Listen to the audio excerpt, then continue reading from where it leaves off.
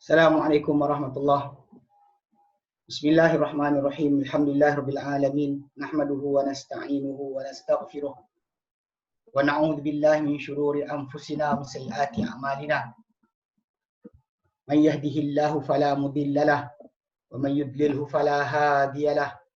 Asyhadu an la ilaha illallah wa asyhadu anna Muhammadan abduhu wa rasuluh.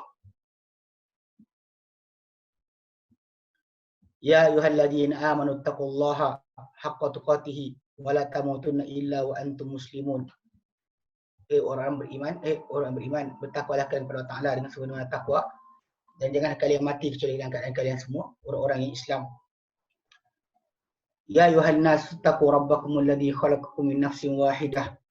Hai manusia sekalian, takwalah kalian kepada Tuhan kalian yang mencipta kalian daripada jiwa yang satu. Wa khalaqa minha zawjaha, dan ciptakan dia pada jiwa yang satu itu akan pasangannya. Wa batha minhuma rijalan katsiran wa nisaa, diutuskan, dibanyakkan daripada kedua-dua jiwa yang pasangan itu akan lelaki dan wanita yang ramai. Wattaqullaha alladzi tasaaluna bihi wal arham. Takwalah kalian kepada Allah Taala yang kalian sering meminta-minta dengannya, serta jaga-jagalah kalian terhadap hubungan silaturahim. Innallaha kana 'alaikum raqiba. Allah Taala kata sekalian amat-amat mengawasi. Ya ayuhan nasu taqu rabbakumul ladzi ya ayyuhalladzina amanu taqullaha wa qulu qawlan sadida. Hai orang beriman, takwalah kepada Allah Taala dan katakanlah kata-kata yang tetap. Yuslih lakum a'malakum, syaitan akan perelokkan untuk kalian akan amalan kalian. Wa yaghfir lakum dzunubakum, akan ampunkan untuk kalian dosa-dosa kalian. Wa may yuti'illah wa rasulahu faqad faza fawzan 'azima. Siapa yang mentaati Allah dan Rasulnya maka dia telah berjaya dengan kejayaan yang hebat. Okay. Ya, amma ba'du. InsyaAllah pada hari ini kita akan ambil permulaan bagi 3 sesi berkaitan tajuk hubungan di antara jin, manusia dan jin berdasarkan Al-Quran Sunnah, yang mana kita kata kita bincangkan ini untuk mengungkapkan kekeliruan dan salah faham yang terjadi dalam masyarakat. Dan insyaAllah tajuk ni saya akan nota ni dalam 16 muka surat. So saya akan bincangkan insyaAllah dalam setiap perbincangan kita dalam 5 muka surat lah. Kita cuba untuk telitikan setiap tajuk. Benda ni kalau ikutkan pembintangan, sekali pembintangan 2 jam pun boleh habis. Cuma kerana perungkaian tajuk-tajuk tadi yang agak terperinci kita nak bincangkan, so insyaAllah kita akan buat 3 sesi 3 sesi. So ini sesi pertama. Dan insyaAllah pada tajuk ni kita akan ambil berkenaan dengan tajuk pendahuluan tentang tajuk ni. Kemudian kita akan ambil berkenaan dengan tajuk apakah jin, syaitan dan iblis adalah makhluk yang sama atau makhluk berbagai, jin, syaitan, iblis. Kemudian kita akan bincangkan berkenaan dengan tajuk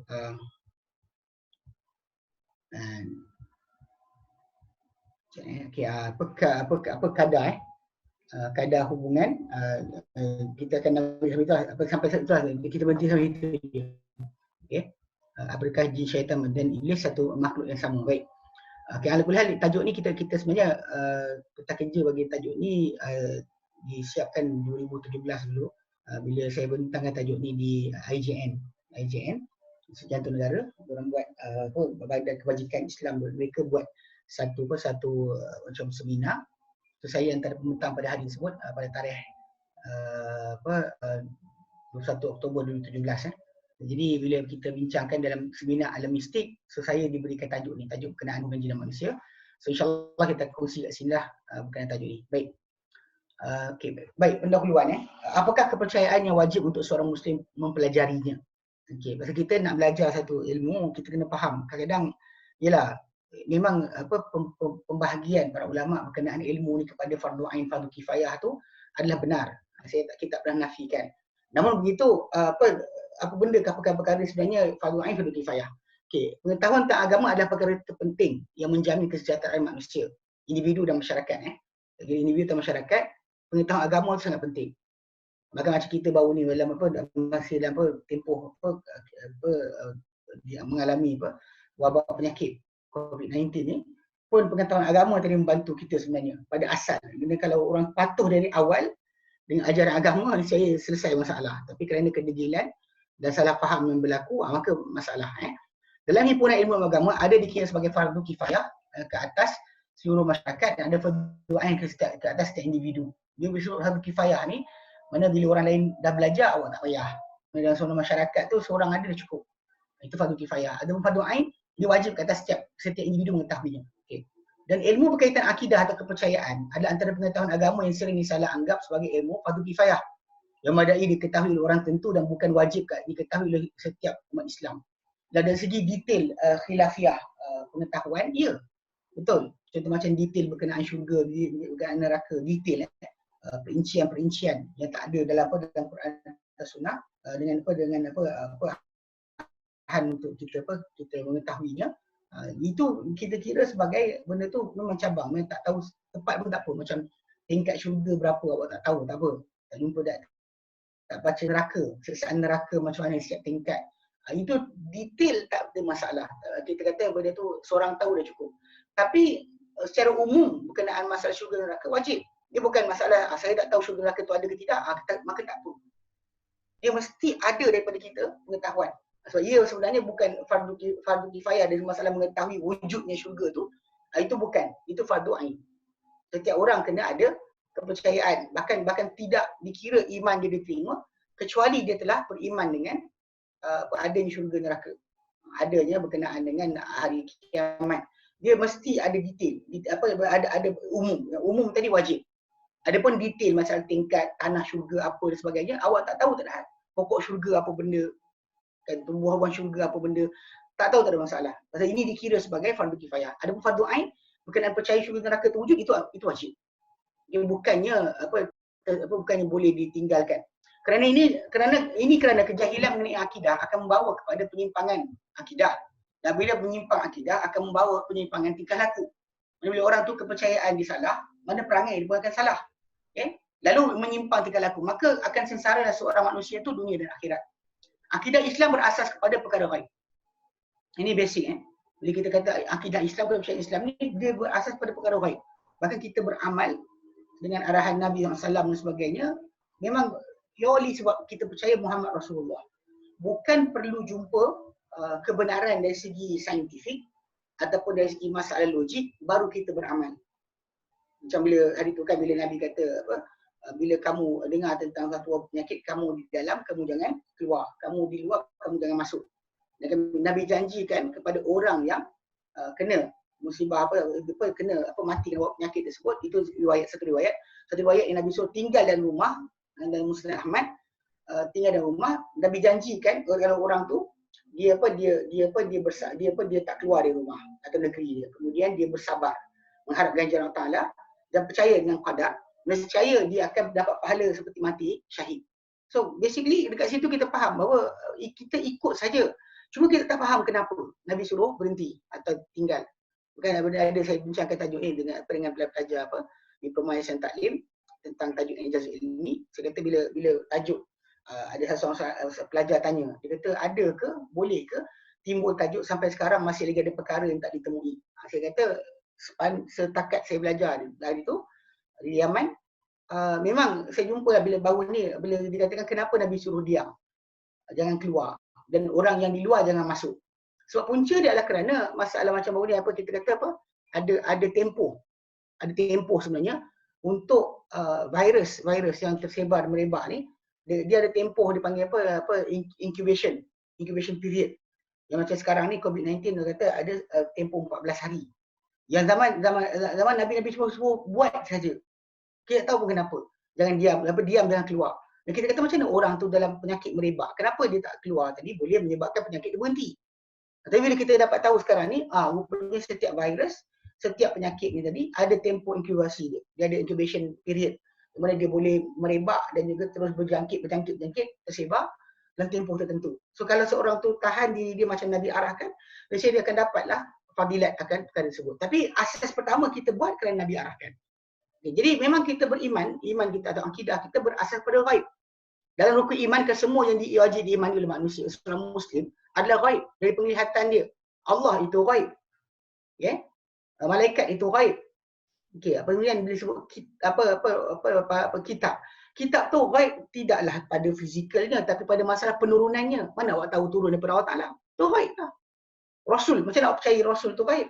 Sebab Rasul tu tak ghaib tapi dia punya wahyu tu ghaib. Macam nak awak percaya dia Rasul? Itu ghaib. Kita nak percaya dia Rasul, utusan Tuhan, itu ghaib. Kemudian berkenaan hari kiamat, ghaib. Qadar dan qadar juga, qadar Allah Ta'ala juga adalah ghaib. Kali tak diketahui. So basically semua rukun iman kita tu adalah ghaib. Yang Allah Ta'ala letakkan dia adalah sifat apa dia kata yang ghaib daripada penglihatan. Yang Allah Ta'ala letakkan sifat pertama bagi orang bertakwa dalam surah Al-Baqarah.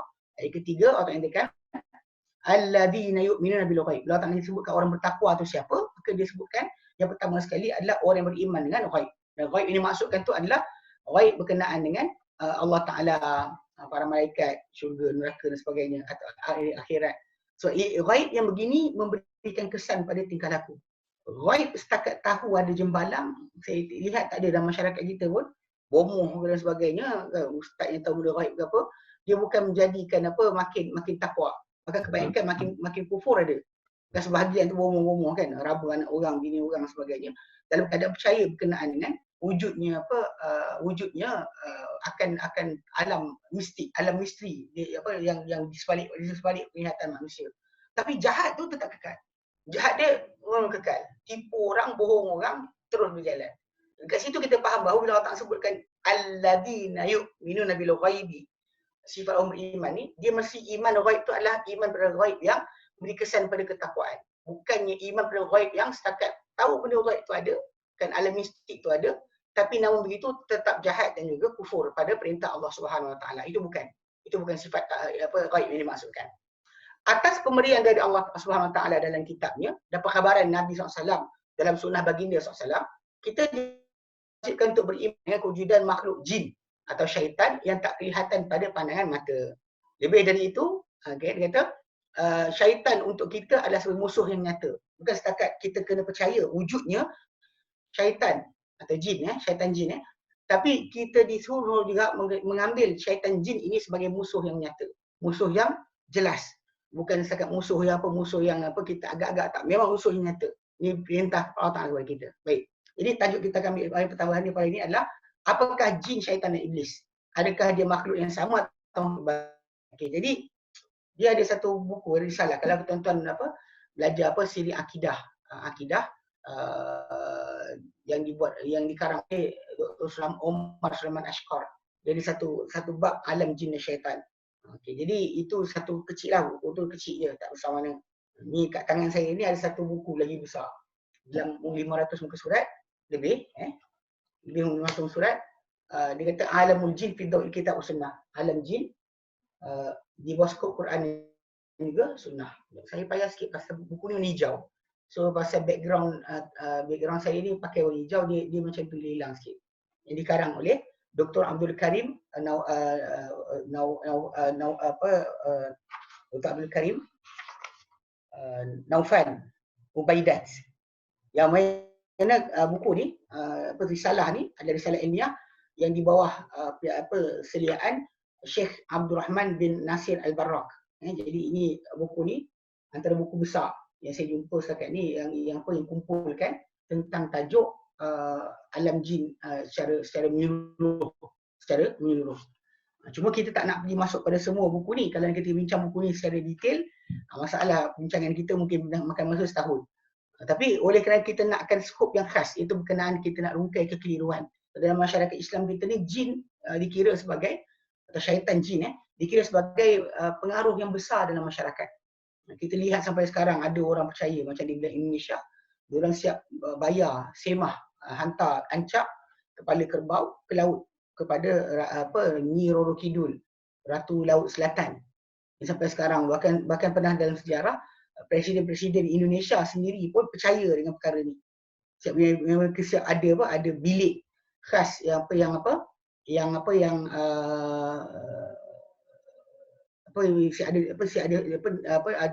ada bilik khas disewakan di hotel bersebelahan dengan bilik presiden kalau presiden datang.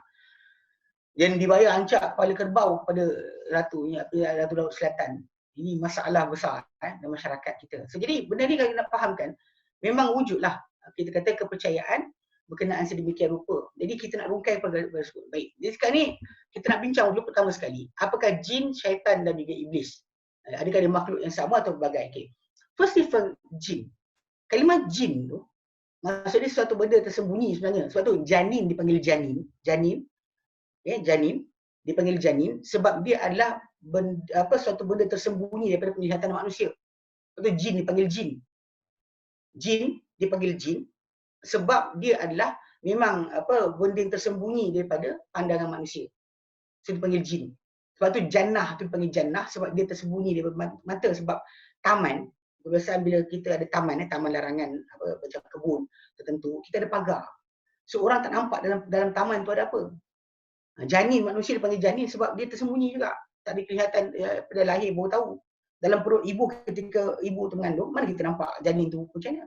Cuma sekarang kita ada gunakan kaedah-kaedah moden, boleh kita tengok rupa janin tu macam mana. Tapi kalau ikut perasaan, janin tu adalah makhluk yang tersembunyi. Macam tu juga jin. Okay, syaitan pula adalah daripada perkataan ada orang kata diambil dari syatana. Syatana, maksud dia menjauh ataupun terusir daripada rahmat Allah Subhanahu Wa Taala. Syatana, menjauh atau terusir. Syaitan digelar pada syaitan tu kerana itu. Ataupun ada bagi syata, kalimah syata ataupun syatana, salah satu. Tapi maksud dia membawa pada pengertian itu. Okey. Iblis pula nama yang bukan Arab. Iblis bukan nama Arab. Bukan nama Arab. Dia memang iblis, nama iblis. Okey. Nanti kita bincangkan. Sebab iblis ni dia kadang-kadang orang salah faham. Ingatkan dia ada maksud. Macam-macam nama Adam lah. Adam AS. Adam bukan nama Arab. So bila nama bukan Arab, jangan tercari maksud dia. Ini masalah juga lah. Bila kita nama bukan Arab, kita ambil dalam bahasa Arab untuk tahu kalimah tu maksud apa. Itu salah. Itu salah, itu tak kena. Macam tu iblis bukan nama Arab. Macam Adam bukan nama Arab. Kadang-kadang ada orang kata Adam nama Arab. Saya kata kalau Adam Arab, Melayu datang mana? So bahawa kita semua anak Adam. Kita semua ni anak Adam. Cina ke, India ke, bangsa apa kita sekalipun, kita anak Adam. Kalau Adam bapa Arab, kita anak siapa?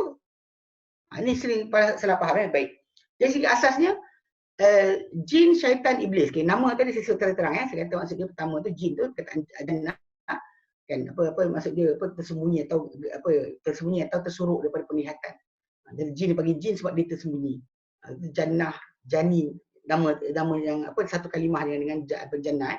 Kemudian syaitan, kalimah yang diambil daripada syatana atau syata yang bermaksud dengan jauh atau terusir daripada rahmat Allah Taala. Kemudian iblis.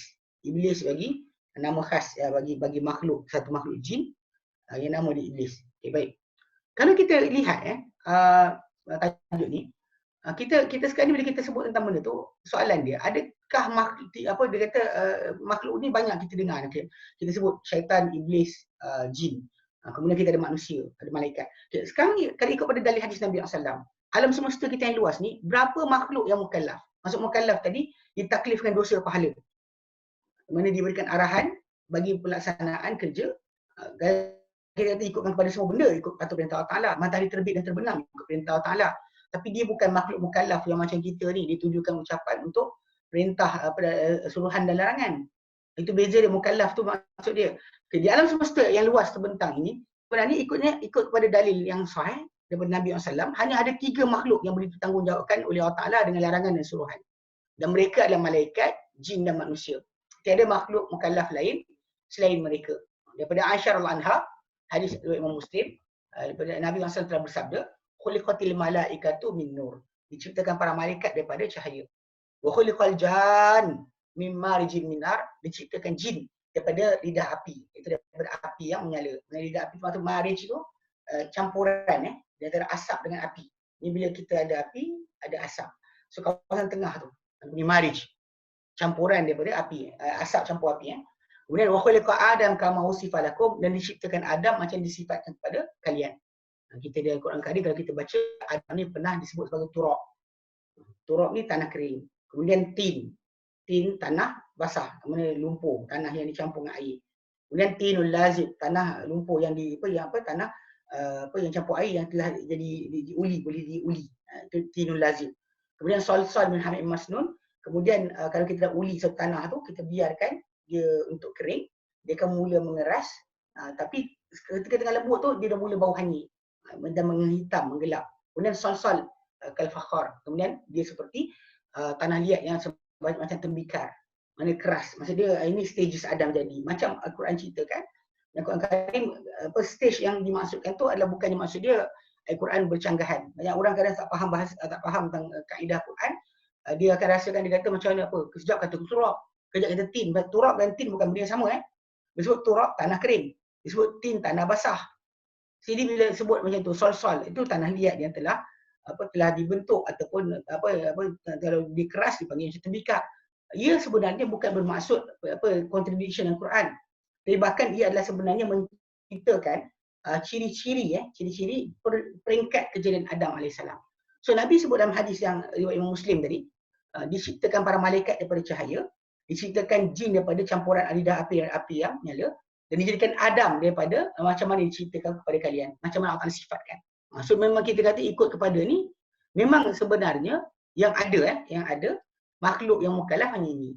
Tidak ada makhluk asing, alien yang akan datang menakluk bumi dan sebagainya. Takkan ada. Untuk saya pening kepala, buat persiapan dan sebagainya, korang takut nanti cerita jadi macam apa alien datang. Demikian juga takkan jadi bahawa kononnya nanti akan ada makhluk macam beruk atau monyet take over bumi. Itu pun sama juga di antara bayangan-bayangan dongeng yang dibayangkan oleh orang-orang kafir kerana mereka tak percaya kepada wahyu. Kita umat Islam, kita ada wahyu yang menyebabkan kita tahu rujukan kita. Itu beza kita umat Islam dengan yang lain. Banyak orang tak faham bab ni, maka dia ingatkan bahawa masalah ni benda-benda ni benda rahsia, entah mana tahu, tak mustahil. Tidak mustahil itu kalau dapat dengan di bawah konteks dalil saja. Banyak orang kadang salah faham bila kata tapi tak mustahil, boleh jadi. Itu bukan cara kita berfikir. Cara fikir kita dalam masalah perkara-perkara ghaib mesti berpandu kepada dalil, bukan berpandu kepada logik. Bukan berpandu pada anggaran ataupun assumption. Dan itu tak boleh, tak betul. Okay, baik. So first dah tahu kita cuma ada 3 makhluk, iaitu malaikat, jin, manusia. 3 ni saja yang ada taklif Allah Ta'ala. Allah Ta'ala perintahkan kita untuk percaya. Sebab Nabi ceritakan macam tu. Dan Quran pun cerita macam tu. Tak diceritakan ada makhluk lain untuk kita pening kepala apa akan jadi nanti kalau makhluk tersebut datang take over. Okay. Baik, iblis ni. Siapa dia? Bila sebut iblis, saya sebut tadi, iblis ni nama sebenarnya. Dia nama bagi satu makhluk, jin. Dia bukannya bangsa. Iblis ni adalah nama khas. Kan antara keliruan yang sering timbul adalah adakah jin iblis ni tergolong di malaikat atau bukan. Dengan jelas Quran menjelaskan iblis ni sebenarnya adalah di kalangan jin dan dia sendiri mengaku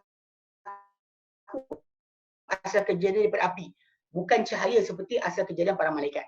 Ini Quran dah sebut dengan jelas. Cuma masalahnya benda ni jadi confusion punca dia sebab ayat yang saya baca ni, saya akan baca ni dalam surah Al-Baqarah surah Al-Baqarah ayat 30 ayat ke surah Al-Baqarah ayat yang ke 24. 24. Itu sebenarnya ayat tu yang mula masalah tadi. Sebab Allah tak nyatakan dalam ayat berkenaan wa idh qulna lil malaikati isjudu li adama fasajadu illa iblis aba wastakbara wa kana minal kafirin.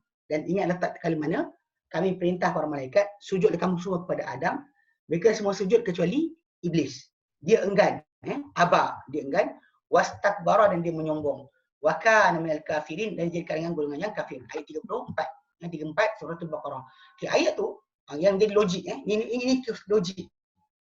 Logik bila orang tu kata, bila Allah Taala kata ingatlah tak mana kami berfirman kepada para malaikat, sujudlah kamu semua kepada Adam. Mereka semua sujud kecuali iblis. So diorang kata bila Allah Taala tujukan ucapan kepada iblis, kepada malaikat. Tapi iblis dia bukan golongan malaikat. Tapi kenapa dia kena pula? Unless dia malaikat baru dia kena perintah tersebut. So, jadi kat sini kita kena faham betul masalahnya sekarang ni ini assumption sebab kita ada nas daripada Al-Quran sendiri menyatakan iblis ni jin. Allah sebut dalam Quran surah Al-Kahfi. Al-Kahfi ayat 50. Allah nyatakan a'udzubillahi minasyaitonirrajim. Wa idh qulna lil malaikati isjudu li adama fasajadu illa iblis kana minal jinni fafasaqa an amri. Ingatlah tak mana kami perintah kami ingatlah bagaimana kami berfirman kepada para malaikat, sujudlah kamu semua kepada Adam, maka mereka semua sujud kecuali iblis. Allah Ta'ala sebut lepas tu, kana minal jinni. Iblis adalah di kalangan jin. Fafasaka an amri rabbih, maka dia menentang daripada perintah Tuhannya. Afatattakhidunahu wa dzurriyyatahu awliya. Adakah kalian nak mengambil dia dan zuriatnya sebagai pelindung-pelindung min duni, selain daripadaku. Allah Ta'ala kata, wa hum lakum adu, sedangkan mereka untuk kalian adalah musuh. Bi'saliz zalimina badala, ia seburuk-buruk bagi orang yang zalim akan gantian. Menentukan ganti Allah dengan iblis dan keturunannya. So basically kat sini memang Allah Ta'ala kata kana minal jinni. Iblis ada di kalangan golongan jin. Okey? Dan itu dalam surah Al-Kahfi 50. Dalam surah Al-Hijr ayat 25, 26, 27. Surah Al-Hijr ayat 26, 27 Allah Ta'ala nyatakan, walaqad khalaqnal insana min salsalin min hamma'in masnun.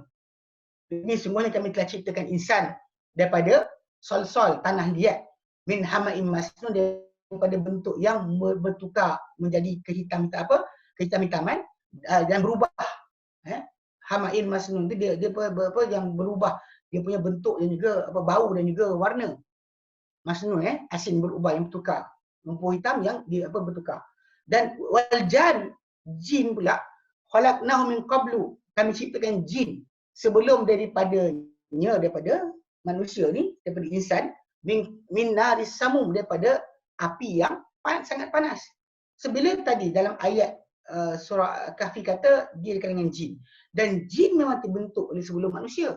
Jin adalah ada di muka bumi sebelum ada manusia ini. Bahkan sebagian ahli tafsir menjelaskan bila kita digelar sebagai khalifah di muka bumi, ayat 30 surah Al-Baqarah, bila Allah kata inni ja'in fil ardi khalifah, khalifah tu maksud dia adalah kita ni pengganti bagi jin, bukan pengganti Allah Ta'ala. Sebab tu tak boleh seorang tu melafazkan kita khalifah Allah, sebab Allah tak perlukan pengganti bagi menjaga bumi. Tanpa kita ada, bumi ni elok. Salah satu makhluk kat dunia ni yang terang-terangan kalau tak ada, bumi tetap elok dan bagus adalah manusia. Perhatikan betul, kalau dia kata manusia tak ada, mana ada alam yang akan rosak? Bumi akan elok je. Mana burung macam sekarang ni kita tak keluar rumah kan, tertahan dalam rumah. Burung terbang, ikan berenang. Mana ada binatang tiba-tiba berhenti hidup? Semua benda akan elok. Sebab tu Allah sebut dalam Quran dalam surah Fatir ayat 15, 16. Allah nyatakan, ya ayuhan nas, hei manusia sekalian, antumul fuqara ila Allah, kamu semua fakir kepada Allah Ta'ala. Wallahu subhanahu wa ta'ala huwal ghaniyul hamid, dia maha kaya, maha terpuji. Allah maha kaya, maha terpuji. Kamu amat fakir. Dan sedangkan Allah Ta'ala kaya, terpuji. Kamu perlu pada Allah Ta'ala, perlu pada oksigen, perlu pada semua sekali yang Allah ciptakan, sediakan untuk kamu. Sedangkan Allah Ta'ala maha kaya, maha terpuji. Iyasha, kalau dia nak, yuzhibukum, dia binasakan kalian. Wa ya'ti bi khalqin, jadi dia datangkan makhluk yang baru. Dia buang kalian, datangkan makhluk baru. Wa ma dzalika 'ala Allah bi aziz, dan tiada itu insya Allah Ta'ala perkara yang sukar. Kalau Ta'ala nak dia buang kita, datang makhluk baru. Tidak pernah benda itu merugikan Allah Ta'ala, dan Allah Ta'ala boleh buat bila masa saja. So kita manusia ni datang ke dunia, kita ni kita datang lepas daripada jin. Lepas daripada jin memang dah ada kat muka bumi. Kita ni khalifah yang pengganti sebenarnya bagi tugasan jin. Yang jin dahulu diberikan oleh Allah Ta'ala pentadbiran muka bumi. Tapi mereka tak buat dengan betul, maka Allah Ta'ala tarik dari mereka. Sebab tu kenapa kita tak dapat lihat jin buat kerja sekarang. Buat kontraktor lah, menyelam kat hutan ke tak ada. Nanti kita bincangkan macam mana zaman Sulaiman, Allah Ta'ala berikan sementara balik kepada jin untuk bekerja untuk Sulaiman AS. Adapun lepas tu Allah Ta'ala tarik balik. Sebab tu tak ada kontraktor jin ke dapat dipanggil sekarang ni. Tukang penyelam ke, buat kerja ni kita tak boleh. Okay, sebab apa? Sebab Allah Ta'ala tarik balik. So basically memang kita tahu bahawa jin ni dah ada sebelum kita. Dan iblis tadi memang Allah Ta'ala sebut dia satu kalangan, satu jin daripada jin-jin yang banyak. Dan Allah Ta'ala nyatakan dalam Quran dalam surah Ar-Rahman ayat 14-15, Allah Ta'ala nyatakan, khalaqal insan min salsalin kal fakhar. Dia Allah Ta'ala ciptakan insan daripada tanah liat yang keras seperti tembikar. Wa khalaqal janna min marijin min nar. Sedangkan diciptakan jin daripada lidah api, daripada api yang menyala. Daripada marijin, campuran api dan asap. So itu surah Ar-Rahman 14-12. Allah Ta'ala nyatakan dalam surah Sad ayat yang ke-75-76. 75-76 surah Sad, Allah Ta'ala nyatakan, a'udzubillahi minasyaitonir rajim. Qala iblisu. Qala, Allah Ta'ala kata, ya iblis, hey iblis. Qala ya iblis, Allah Ta'ala kata, wahai iblis, ma mana'aka an tasjuda lima khalaqtu bi yadayya. Apa menghalang engkau daripada engkau sujud kepada apa aku ciptakan dengan dua tanganku. Astakbar ta'am kunta minal alin, adakah engkau menyombong atau engkau telah jadi di kalangan golongan yang tertinggi. Lalu iblis menjawab, ini nak clarify, dia adalah jin. Allah Taala kata, qala, berkata iblis, ana khairum min, aku lebih baik banding Adam alaihissalam. Khalaqtani min nar, engkau ciptakan aku daripada api, wa khalaqtahu min tin, kau jadikan dia daripada tanah. Jadikan dia daripada tanah. Aku dari api, dia dari tanah. So balik pada asal, bila kita baca dalil-dalil tadi, semuanya menunjukkan bahawa penciptaan dari api ini bukan para malaikat. Okay? Tapi dia sebenarnya adalah apa? Memang jin. Okay, cuma macam mana kita nak faham? Dia jin tapi duduk dengan malaikat. Okay, di sini datang pembahasan para ulama berkenaan dengan tajuk iblis ini hanya seekor je daripada jin yang Allah Taala beri kelebihan untuk tinggal dengan para malaikat. Tinggal dengan para malaikat. Sebab dia abid. Sebab tu iblis ni dia abid bukan alim. Dia ahli ibadat yang kuat, bukan yang alim. Sebab kalau dia alim, dia takkan langgar perintah Tuhan. Sebab yang takutkan Allah Ta'ala ikan hambanya adalah para ulama. Kalau iblis ulama, dia patut takut Allah Ta'ala. Sekarang dia tak takut. Dia langgar perintah Allah Ta'ala. Menunjukkan bahawa iblis ni, dia bukannya alim, tapi dia abid. Dia banyak ibadat tapi jahil. Banyak ibadat tapi jahil. Zaman kita tu banyak manusia macam tu. Ibadat banyak. Orang tengok takut tengok. Orang ibadat, rajin dakwah, rajin sekian, rajin buat apa, tapi jahil. Lalu amalan yang dibuat tadi tak berpadanan dengan arahan Nabi SAW. Lain yang Nabi ajar, lain yang dibuat. Lain Nabi suruh, lain yang diikut. So itu menunjukkan bahawa peringkat di mana manusia itu dikatakan sebagai abid bukannya alim. So iblis ni dia abid. Dia banyak ibadat. Dapat tinggal dengan para malaikat. Bahkan berbual malaikat depan-depan. Bahkan diberikan tinggal di syurga. Okay. Jadi bila dia dengan malaikat, walaupun dia bukan malaikat, bila malaikat kena arahan untuk sujud, maka dia pun kena ikut juga. Itu asas kenapa iblis dimurkai. Walaupun perintah pada para malaikat. Kan? Itu orang kata apa yang menghalang kau untuk sujud dengan apa terhadap apa yang aku ciptakan dengan dua tanganku. Nanti satu ayat lagi, apa menghalang kau sujud bila aku perintahkan. So jadi bila tajuk asal dia kepada para malaikat, tapi kerana dia duduk dengan malaikat. Malaikat yang mulia kena. Dia lagi patut kena. Zaman kita sekarang ni kan. Perintah berkurung. Ya perintah pada kawalan pergerakan. Orang bukan rakyat Malaysia. Tak boleh gunakan alasan saya bukan rakyat Malaysia, saya tak ikut. Mana ini arahan yang ada ni kepada semua. Dan kalau betulan mereka tinggal di Malaysia, pada hari kena tahanan kawanan pergerakan. Katakan Indonesia tak buat. Katakan Indonesia tak buat. Singapura tak buat, tapi Malaysia buat. So kalau orang tu orang Singapura tinggal di Malaysia, dia kena ikut. Dia tak boleh kata macam saya bukan rakyat Malaysia, saya tak nak ikut. Mana boleh macam tu? Bila awak berada dengan rakyat Malaysia kena, awak lagi patut kena. Saya rasa itu asas. Sebab tu iblis, walaupun dia bukannya malaikat, bila malaikat yang mulia kena sujud, dia kena sujud lah. Allah Ta'ala perintahkan, malaikat yang mulia kena sujud. Malaikat yang mulia kena sujud. Dia yang bukan malaikat lagi patut sujud. Kena follow sekali. Sebab dia beri tinggal bersama malaikat, dia bukan malaikat. Dia bukan malaikat dengan jelas. Semua ayat tadi dia kata aku dari api. Sedangkan Nabi kata dengan hadis yang sahih, dia kata khuliqatil malaikatu min nur, ciptakan malaikat daripada apa? Daripada cahaya. Tapi iblis ni bukannya malaikat. Bahkan apa lagi nak jadi ketua malaikat? Bahkan apa lagi nak jadi ketua malaikat? Ini pelik kan? Bila kata dia bukan malaikat, bahkan dia mustahil dia untuk jadi malaikat, sedangkan malaikat ada sifat tersendiri. Allah sebut dalam Quran surah surah At-Tahrim. Sifat malaikat ni adalah la ya'suna Allah ma amarahum. Mereka akan murka ingkari Allah Taala pada apa Allah Taala perintahkan mereka. Wa yaf'aluna ma yu'marun. Nah, mereka ni akan buat apa diperintahkan. Okay, so basically iblis bukan malaikat. Iblis jin. Okey. Kemudian syaitan datang pula. Okay. Ketiga, iblis digelar dengan panggilan syaitan setelah kekufurannya. Okay. Sering timbul persoalan tentang iblis. Siapakah dia dan apa hubungan dengan syaitan? Ada berpendapat iblis ni mempunyai nama lain, itu Azazil. Ini bukan daripada Quran, bukan daripada hadis Nabi SAW. Okay. Bahkan ini daripada Israiliyat.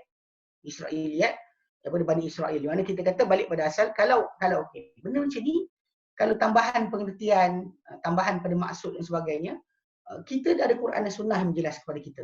Tak perlu kita daripada Israiliyat. Dia ada macam tak ada. Kalau Nabi tak pernah mengiyakan, kalau ada orang lain berpendapat macam tu, tidak dikira sebagai dalil. Yang diajar dalam Quran dan hadis Nabi, iblis tu adalah iblis. Nama dia iblis. Allah panggil dia iblis. Ada setengah mendakwa iblis ni ketua dan asal bagi jin. Itu juga tak ada sebarang fakta. Sebab dia seekor jin yang tinggal dengan para malaikat. Di bumi ketika mana iblis duduk dengan para malaikat, di bumi memang ada jin tinggal. Tak ada tunggu dia beranak dulu baru dapat kat sini. Okay. Dan ada setengah mengatakan ada setengah mengatakan iblis ada di kalangan malaikat, bahkan ketua malaikat. Ketua pada mereka malaikat Ini pelik sikitlah. Cuma kita kata benda ni berdasar pada kisah ayat tadi lah. Ayat surah Al-Baqarah, ayat surah surah Al-Kahfi. Ya, yang tak nyatakan wa idh qulna lil malaikati isjudu li adama fasajadu illa iblis. Ayat tu yang datang menyebabkan banyak orang duk keliru. Sedangkan kita ada clarification daripada iblis sendiri bahawa dia ada kalangan jin. Allah kata dia jin. Iblis pun kata dia daripada api, itu jin. Bukannya malaikat. Okay. Pemerhatian menurut terhadap ayat-ayat yang menyebut tentang iblis memberikan fakta kukuh. Ada fakta kukuh sebenarnya. Bahawa nama dia iblis, nama dia iblis kerana itu nama dipanggil oleh Allah Ta'ala, dan iblis ni bertukar dikenali sebagai syaitan setelah dimurkai Allah Ta'ala. Mana asal nama dia iblis. So Allah Ta'ala panggil dia ya iblis kan. Allah Ta'ala panggil dia wahai iblis. So bila Allah Ta'ala panggil dia iblis, memang dia iblis lah. Nama dia iblis. Okay? Memang dia iblis. Ya iblis maksud dia memang dia iblis lah. Memang dia adalah iblis. Tapi yang peliknya bila kita dengar sekarang ni ada orang kata macam tapi nama dia iblis. Tapi ada ustaz kata sekarang ni Allah panggil apa? Allah panggil iblis. Tapi lepas daripada Allah Ta'ala murkai, nama iblis tu tak timbul dah. Bahkan dikenali terus sebagai syaitan. Okay, mana? Tengok. Pertama, dalam Quran dalam surah Al-Baqarah. Ayat 34 sampai 36. Okay, kita tengok 34 sampai 36. Allah nyatakan a'udzubillahi minasyaitonirrajim. Wa idh qulna lil malaikati isjudu li adama fasajadu illa iblis. Aba wastakbara wa kana minal kafirin.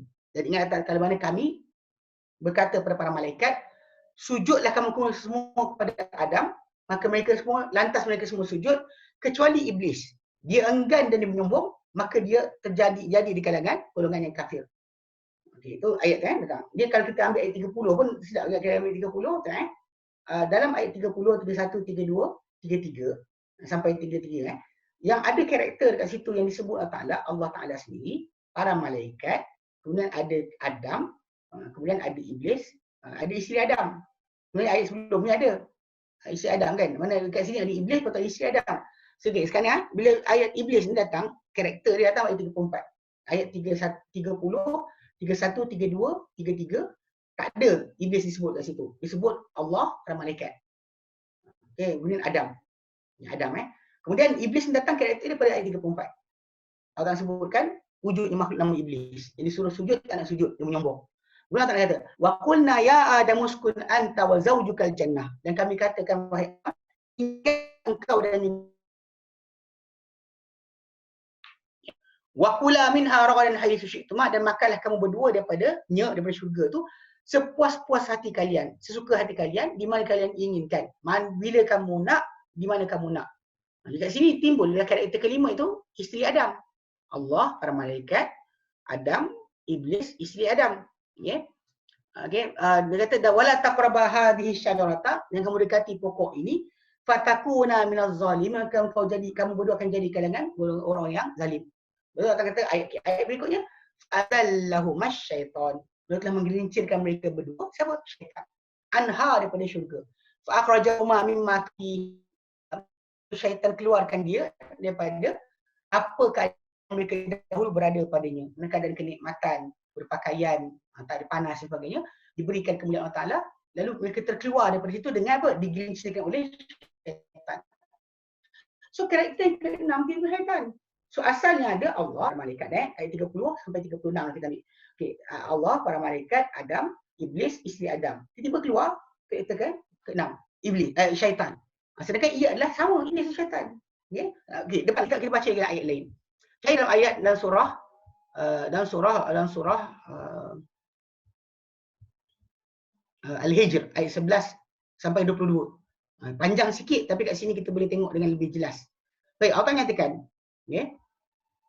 A'udzubillahi minasyaitonirrajim. Walaqad khalaqnakum, demi sesungguhnya kami akan ciptakan kalian. Tsumma sawwarnakum, kami bentuk rupa kalian. Tsumma qulna lil malaikati isjudu li Adam fasajadu illa iblis. Kemudian kami kata kepada para malaikat, sujudlah kamu semua kepada Adam, lantas mereka semua sujud kecuali iblis. Lam yakum minas sajidin, tak jadi dia di kalangan golongan yang sujud. Qala, Allah Taala berkata, ma mana'aka alla tasjuda id amartuk. Apa menghalang engkau bahawa tidak engkau sujud ketika aku perintahkan engkau? Qala ana khairum min. Berkata iblis, aku lebih baik banding dia itu Adam. Khalaqtani min narin wa khalaqtahu min tin. Kau ciptakan dia daripada aku daripada api, kau ciptakan dia daripada tanah. Kau ciptakan aku daripada api, kau ciptakan dia daripada tanah.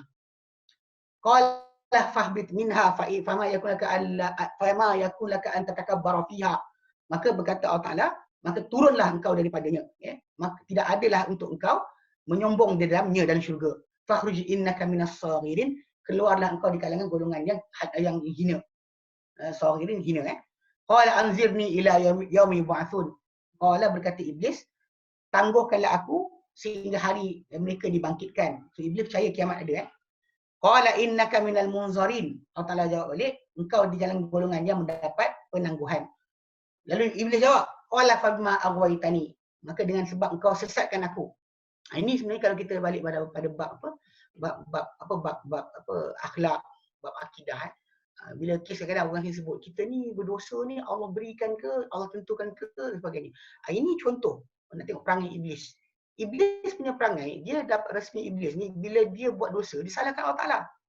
Yang sering berlaku pasal masyarakat kita sekarang ni dengan apa? Dia ikut tarikat ke atau jenis apa batiniah dan sebagainya. Mereka akan kata apa? Kalau Allah Taala dah tentukan saya berdosa, kenapa saya salah? Ini masalah perangai iblis. Sebab kita ada perangai Adam. Adam AS berdosa tapi dia apa? Bertaubat. Iblis berdosa dan melawan. Lalu dia kata apa? Qala fama aghwaytani. Maka dengan sebab engkau sesatkan aku, la aqudanna lahum siratakal mustaqim, pasti akan duduk itu sekat terhadap mereka jalan kau lurus. Thumma la'atiyannahum min baini aydihim wa min khalfihim. Kemudian pasti akan datang kepada mereka daripada arah hadapan mereka dan dari belakang mereka. Wal aymanihim wa an syama'ilihim, dan daripada ke arah kanan mereka, arah kiri mereka. Wala tajidu aktsaruhum syakirin. Kau takkan dapati kebaikan mereka bersyukur. Maka Allah Ta'ala jawab, qala khruj minha madhuman madhura. Keluarlah engkau daripadanya dalam keadaan tercela, dihina. Laman tabi'aka minhum. Benar-benar siapa ikut engkau di kalangan mereka. La'amla'anna jahannam minkum ajma'in. Pasti aku isikan jahannam daripada kalian, dengan kalian semua sekali. Siapa engkau dan siapa ikut engkau. Kemudian ya Adam, Allah Ta'ala kata, wahai Adam. Ini perbualan dengan iblis habis. Kasi perbualan dengan Adam pula. Ya Adam, wahai Adam, uskun anta wa zawjukal jannah. Tinggal engkau dan pasangan engkau dalam syurga. Wa fakula min haitsu syi'tuma. Maka kamu dua makanlah daripada masa kalian kedua inginkan. Wala taqraba hadhihi syajarata fatakuna minaz zalimin. Yang kamu berdua dekati pokok ini, maka kamu berdua akan jadi kalangan golongan yang zalim. Maka Allah Ta'ala jawab, fawaswasa lahum asyaitan. Lalu kita muwaswas kepada mereka dua, sebab syaitan. Liyubdiya lahuma ma wuriya anhuma min sawatihima, supaya dia dedahkan kepada mereka berdua apa disembunyikan daripada mereka daripada kemaluan mereka berdua. Mana pakaian hormatlah. Tutup tiba dia akan makan buah dan dia akan tergugur pakaian. Dia pakaian ada. Dalam syurga Adam berpakaian. Bukannya dia bogil makan buah, ada fruit of knowledge dia kata. Dalam Bible kata makan buah terlarang baru sedar bogil. Itu bukan. Ajaran Islam tak ada. Sebab kita tahu Adam pakai pakaian dan syurga. Dan Adam dan iblis dia berikan waswas pada Adam. Dan dia waswas pada Adam, waqala, dan dia kata manahakum rabbukum an hadhihi syajarati illa an takuna malakain. Dia kata tidaklah melarang kalian Tuhan kalian dari pokok ini melainkan bahawa kalian akan menjadi dua malaikat. Allah tak bagi kalian makan sebab takut kalian berdua menjadi malaikat. Au takuna minal khalidin, atau kalian makhluk yang kekal abadi. So, jadi benda ni dia attract Adam AS dengan gambaran. Kalau makan pohon terlarang tu dia akan jadi malaikat atau makhluk kekal. Wa qasamahuma, dan dia bersumpah pada mereka berdua. Itu iblis bersumpah pada Adam dan Hawa, inni lakuma laminan nasihin, aku untuk kalian adalah di kalangan pemberi nasihat saja. Cuma tuluslah kononnya, tapi kat sini yang masalah. Mana Adam tertipu sebab apa? Sebab iblis bersumpah dengan nama Allah Subhanahu Wa Taala. Sebab tu para ulama kata bahawa Adam alaihissalam dia bukan tak faham apa perintah Allah Taala, tapi bila iblis sumpah, Adam alaihissalam terpedaya sebab dia tak tahu, dia baru jadi. Dia mana tahu ada makhluk boleh menipu atas nama Allah Taala. Dia tak sangka ada makhluk macam tu. Tapi iblis gunakanlah sumpah dengan nama Allah Taala, dia dengan memberi nasihat saja. Padallahuma bighurur, maka dia tunjukkan mereka dengan tipu daya. Falamma dzaqa syajarata, lalu apabila mereka rasa saja akan pohon terlarang tu, badat lahuma sawatuhuma, terdahlah pada mereka berdua akan kemaluan mereka berdua. Wa tafiqa yakhsifani alaihima min warqil jannah, dan mereka mula menutup ke atas kemaluan mereka daripada daun-daun syurga. Wa nadahuma rabbuhuma, dan menyeru mereka berdua, itu Adam dan Hawa. Siapa suruh mereka? Rabbuhuma, Tuhan mereka berdua. Alam anhakuma antilkuma syajarah, tidakkah aku tegah kalian daripada pokok itu? Wa aqul lakuma inna syaitanakum aduwwun mubin, aku kata pada kalian berdua, syaitan untuk kalian adalah musuh nyata. Siapa syaitan dimaksudkan tu? Iblis lah. So yang menzahirkan pemusuhan pada Adam, ialah yang mula sekali. Masalah lepas dia turun tu, dia ajak jin-jin yang lain menjadi tentera dia, itu tajuk lain. Allah Ta'ala firmankan ayat lain dalam surah Toha ayat 116 120. Allah Ta'ala nyatakan, wa idh kunna lil malaikati isjudu li adama wa idh kunna lil malaikati isjudu li adama fasajadu illa iblis aba. Ingat kata mana kami perintah kepada para malaikat, sujud kamu semua kepada Adam, lantas mereka semua sujud kecuali iblis enggan, tak mau. Faqulna, maka kami katakan, ya Adam, wahai Adam, inna hadha aduwwul laka wa li zawjik. Sebenarnya ini ni makhluk yang tak nak sujud ni musuh untuk engkau dan juga isteri engkau. Fala yukhrijannakuma minal jannati fatashqa, maka jangan kamu berdua janganlah dia keluar kamu berdua daripada syurga lalu kalian akan malang. Okey, iblis dia sebut iblis. Innalaka alla tajua fiha wa la ta'ra, so untuk engkau wahai Adam, bahawa engkau takkan lapar dalam syurga dan kau takkan telanjang. Ini dalil bahawa Adam memang ada pakaian. Kau takkan lapar, takkan telanjang. Wa annaka la tazma'u fiha wa la tadha, dan kau takkan dahaga dalam syurga, wa la tadha, dan takkan kau rasakan kepanasan matahari macam hatta kepanasan seperti waktu duha. Ini kan kita bincang matahari ada dalam syurga. Ini masalah panas waktu duha tu pun tak ada dalam syurga. Kepanasan macam tu pun tak ada. Nak kata nyaman di syurga ni, sampaikan tidak ada dahaga, tidak ada kepanasan sedemikian. Okey. Masa tajuk tu iblis lah. Waswasa ilaihi syaitan, lalu telah waswas kepadanya syaitan. Qala ya Adamu hal adulluka ala syaitil khuldi wa mulkin la yabla. Jadi dia kata, wahai Adam, dia kata waswas kepadanya syaitan, dia kata, wahai Adam, adakah nak engkau aku tunjukkan, adakah engkau nak aku tunjukkan kepada pokok pengekalan, pokok kekal abadi dan kerajaan yang takkan, kekuasaan yang takkan sirna. Jadi dia kat sini dia atas nama iblis, bawah nama Adam. So bawah nama syaitan. Mana nama iblis tu adalah nama dia. Sifat ataupun perangai dia atau gelaran dia lepas daripada dia dimurkai Allah Taala adalah syaitan. Bila orang murka, gelaran panggil syaitan, tidak lagi dipanggil sebagai iblis. Ini jelas memang kita kata jadi tak patut kat sini ada kekeliruan lagi berkenaan dengan bahawa iblis ini adalah jin, dan iblis itu dipanggil sebagai syaitan selepas daripada dia kufur. Namun begitu, kena faham juga bahawa syaitan ini bukan gelaran khusus bagi iblis sahaja. Bahkan syaitan ni ada berjenis-jenis. Jenis-jenis syaitan. Jenis-jenis syaitan, walaupun kita telah melihat bagaimana kalimah syaitan menjadi gelaran kepada iblis setelah kekufurannya, perlu diingat bahawa kalimah syaitan tetap dirujuk kepada makhluk yang hidup. Dia bukan kiasan atau bayangan atau suara dalam dalaman hati seseorang. Ia merujuk kepada makhluk hidup yang bernyawa. Cuma bentuk dia tadi, gelaran itu macam-macam. Sebab kalau ikut pada hadis Nabi SAW, pernah Nabi menggelarkan sebagai syaitan ni kepada makhluk-makhluk seperti ular, kalajengking dan sebagainya, binatang dipanggil syaitan. Walaupun ada hadis Nabi SAW, hadis yang Nabi kata jin ni ada tiga jenis, iaitu yang terbang, yang rupa ular ataupun seperti anjing, kemudian yang berpindah randah, singgah dan pergi. Yang bisa macam tu. Cuma kes kita kata jadi masalah memang kita kata digelarkan sebagai syaitan, digelar sebagai syaitan. Bahkan Umar sendiri radhiyallahu anhu dia pernah sekali ketika mana zaman pemerintahan beliau, Umar seorang yang besar. Umar seorang yang besar. So jadi kalau nak fahamkan besar tak besar Umar, di bahu dia mencecah punggung unta. Kalau dia berdiri tu, punggung unta tu sampai paras dengan bahu dia. Allah Alam ini sebut tentang sifat atau karakter Umar. So bila kita lihat dia sebut itu, pernah sekali para sahabat Nabi SAW, pasalkan diorang dah takluk Syam, dan daripada Syam tu datang, kita panggil apa, binatang-binatang daripada Eropah dibawa. So ada di antaranya dia bawa adalah kuda. Kuda daripada Eropah. Sebab Umar ni besar, kalau dia naik keldai biasa, kaki cecah lantai. Cecah tanah. Kalau naik keldai biasa. Macam orang tua naik apa, naik rasa budak lah. Jadi Umar bin Khattab anhu, bila mana dia naik atas keldai, jadi dia bawa unta daripada Eropah, kuda dari Eropah. Kuda yang kaki berbulu tu kan. Eropah besar kuda tu. So orang bagi pada Umar untuk naik. So Umar radhiyallahu anhu naik. Bila naik kuda tu, dia kali naik kuda jatuhkan dia. Dia kali naik kuda jatuhkan dia. Jadi last sekali Umar bin Khattab anhu bila asyik kena jatuh, dia kata apa? Dia kata ma hamaltumuni ila ala syaitan. Kalian tak bawa aku naik kecuali ke atas ekor syaitan. Kalian tak bawa aku naik kecuali ke atas ekor syaitan. Punca sebab apa? Sebab dalam hadis Bukhari, Nabi telah berikan gambaran tentang kuda ni berkata terikat pada ubun-ubunnya kebaikan sampai kiamat. Dalam hadis datang Nabi SAW sabdakan, dia berkata al-khailu ma'kulun fi nawasil khair ila yaumil qiyamati.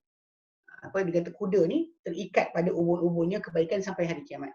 So, maksud dia mudah untuk dilatih, mudah untuk diajar supaya tidak menjadi liar sebagainya, boleh dilatih. Tapi bila yang kuda Umar naik kasih jatuhkan Umar kata kamu tak bawa aku naik kecuali ke atas ekor syaitan. So kadang-kadang gelaran syaitan ni pergilah kepada makhluk-makhluk yang degil yang tak dengar cakap. Itu dipanggil syaitan juga. Cuma kita nak bincang sekarang ni kalimah syaitan dalam Quran ni, kalau selain daripada untuk gelaran iblis lepas dia kufur, dia sebenarnya juga merujuk kepada manusia dan jin yang perangai macam perangai tak betul. Boleh dikatakan keseluruhan kalimah syaitan dalam Quran merujuk kepada syaitan daripada bangsa jin. Boleh kata keseluruhan syaitan, kalimah syaitan dalam Quran datang merujuk kepada bangsa jin. Dan hanya beberapa tempat saja dimaksud kalimah syaitan sebagai syaitan daripada bangsa manusia. Contoh dia Allah firmankan dalam Quran dan surah Al-Baqarah ayat 14. 14 Allah nyatakan tentang orang Yahudi yang punya penasihat kepada golongan para orang-orang munafik.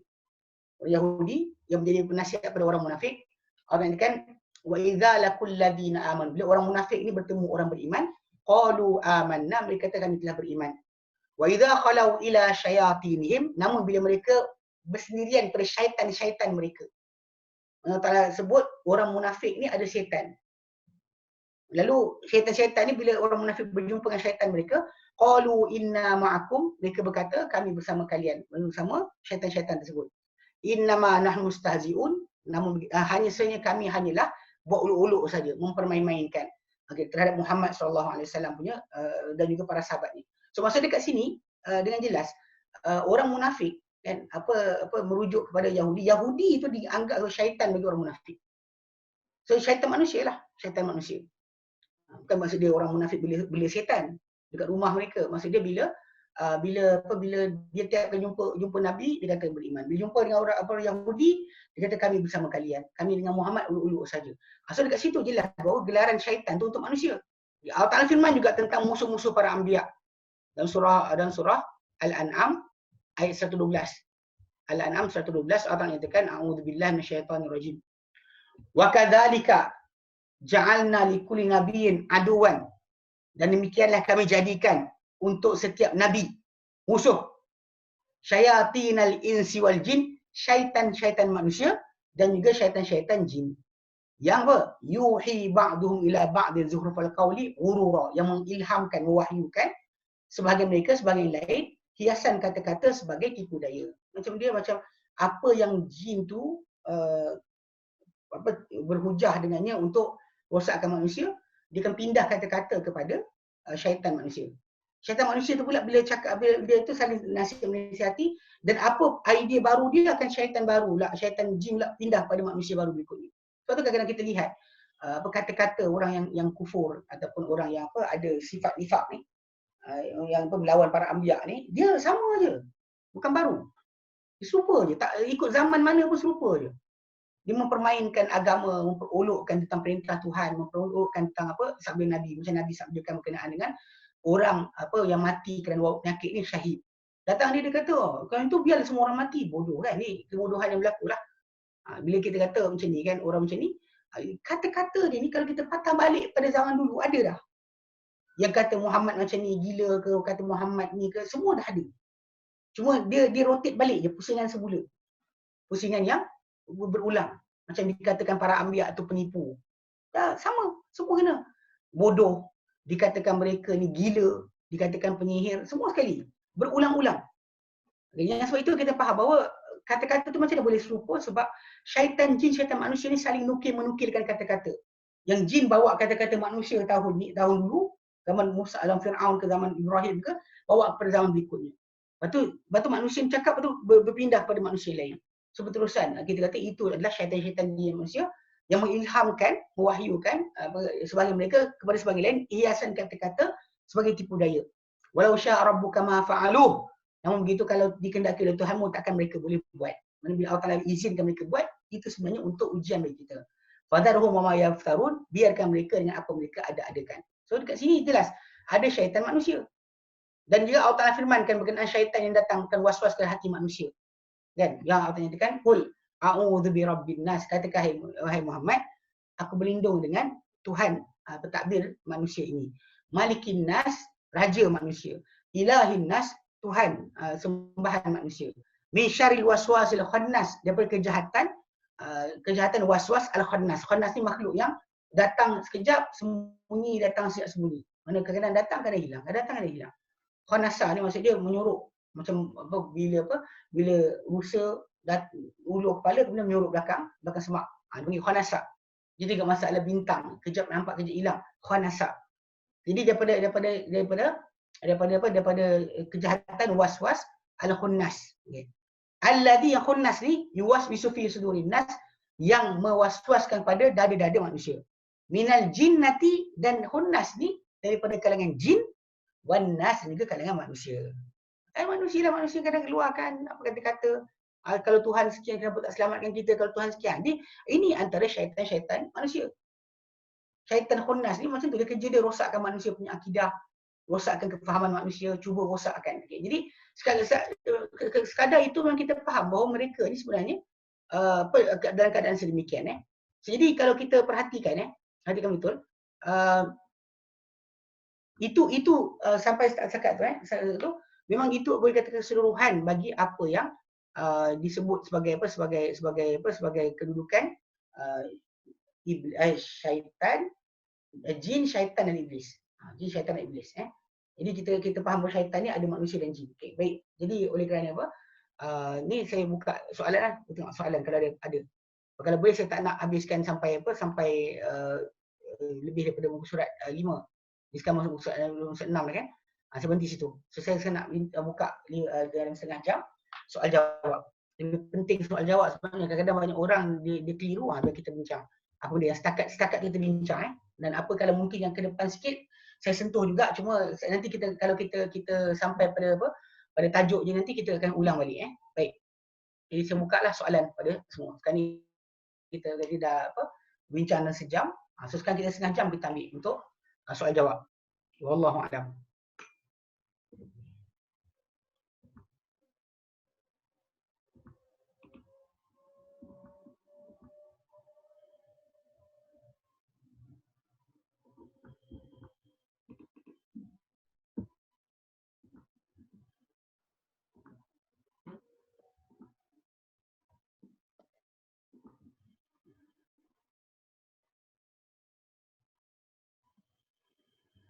Kak Adli, saya bacakan ada soalan dekat Facebook Live ya.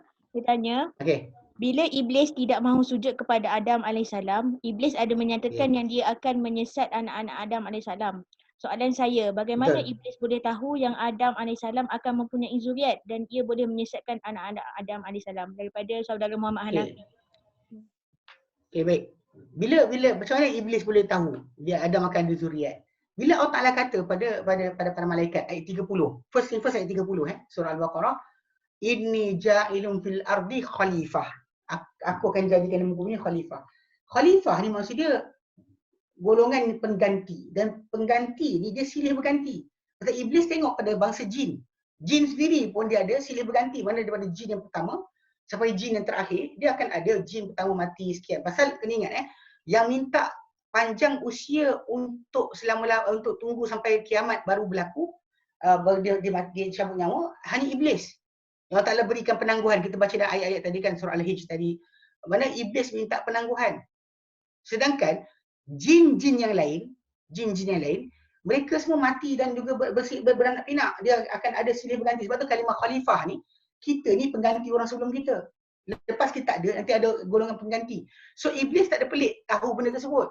So memang Adam bukan dimaksudkan dia menjadi khalifah tadi, tak macam iblis, tak macam jin. Sebab jin silih berganti. Mana jin pertama, lepas mati, jin kedua datang. Jin kedua datang, jin kedua datang. Macam rumah kita beli kan. Lepas kita beli rumah kita bina. Lepas kita mati nanti anak kita akan warisi. Sebab kita tak akan kekal. So iblis tahu makhluk yang ada tu akan mati. Dan dia tahu tentang kiamat tau. Kan, hari kiamat dia tahu. So iblis bukannya tak tahu benda berkenaan, pasal balik pada asal, memang Allah dah perintahkan dan beritahu pada mereka apa akan jadi pada bumi ni. Sebab tu iblis pun tahu kiamat akan berlaku. Faham So dengan sebab itu bila kita kata iblis kata dia akan sesatkan dan ajak anak Adam dan sebagainya, zuriat dia untuk ikut dia, memang itu tadi tak pelik sebab memang Adam digelar sebagai khalifah dan khalifah dia tak boleh kekal. Macam bila Nabi tak ada, pengganti Nabi siapa? Abu Bakar. Abu Bakar tak ada, pengganti Abu Bakar siapa? Umar tak ada, pengganti Umar siapa? Osman. So, itu khalifah lah tu. Sebab tu gelaran khalifah tu dia silih berganti. Satu demi satu. Yang first hilang, second ganti. Second hilang, third ganti. Jadi itu kalimah khalifah. Inni ja'il fil ardi khalifah. Kalimah tu memberikan pengertian silih berganti akan mentadbir ataupun menguruskan akan urusan di muka bumi ini. So dengan sebab itu tak ada pelik ya, iblis tahu. Okey, wallahu a'lam.